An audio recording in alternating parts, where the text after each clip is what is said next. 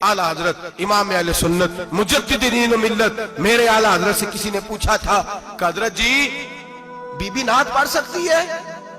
फतावा रज़विया की 14वीं जिल्द, बीबी मिलाद पढ़ सकती है? मिलाद आला हजरत ने फरमाया अगर बीबी मिलाद पढ़ रही हो, नात पढ़ रही हो और उसकी आवाज गैर महरम के कानों तक जा रही हो, फरमाया उसे सवाब नहीं होगा, उसे हराम काम करने का गुनाह दिया जाएगा। बीबी को मना है, वो नात की आवाज भी औरत का ही नहीं पढ़ता, दीन में तो औरत की आवाज का भी पढ़ता है। दीन में तो औरत की हजरत सैयदा ज़ैनब, हजरत फातिमा की वो लख्ते जिगर जो मैदान करबला में इमाम हुसैन बराबर की शरीक रही सैयदना इमाम हुसैन के साथ। याह्या बिन मोइन कहते हैं मैं 15 साल तक हजरत ज़ैनब का पड़ोसी रहा हूं। 15 साल, घर बराबर होता है ना, बंदा बीबी देख ही लेता है। वो बीबी कभी पर्दा डाल के जा रही है दवाई लेने, कभी नजर आ ही जाती है। कहते हैं 15 साल में सैयदा फातिमा की बेटी का पड़ोसी रहा हूं, मैंने कभी बुरके में छुपी हुई ज़ैनब भी नहीं देखी, बुरके में छुपी हुई ज़ैनब भी कभी नहीं देखी। हजरत अब्दुल्ला बिन जाफर तैयार जनाबे अलीउल मुर्तजा के भाई थे, उनके बेटे के साथ इनका निकाह हुआ था, बीमार हो गई तो हजरत अब्दुल्ला कहने लगे ज़ैनब चल तुझे हकीम के पास ले जाऊं, तबीब के पास ले जाऊं। तो हजरत ज़ैनब कहने लगी आप जाइए मेरा हाल बता के दवाई ले आइए।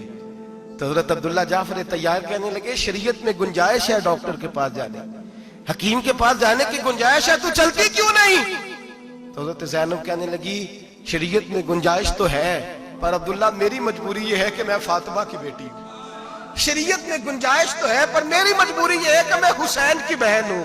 शरीयत में गुंजाइश है पर मैं हसन की बहन हूं। शरीयत में बड़ी गुंजाइश है पर लोग मुझे मोहम्मद अरबी की नवासी कहते हैं। गुंजाइश तो है पर मैं नहीं ना निकल सकती, इसलिए कि जितना कोई अपने आप को दीन के करीब जानता है उतना उसके पैरों में शरीयत की जंजीरें ज्यादा होती हैं। तो जनाब सैयदना अब्दुल्ला कहने लगे अगर तू पर्दा कर गई, अगर तू चली गई, तो फरमाने लगे ये तो अल्लाह की मशीयत है, तू दवाई ला दे ताकि मैं खा लूं, और अगर मैं चली गई तो मैं अपनी माँ से जाके कहूंगी कि अम्मा सारी तकलीफें मैंने छाती पे बर्दाश्त की हैं पर मैंने तेरे पर्दे पर आंच नहीं आने दी।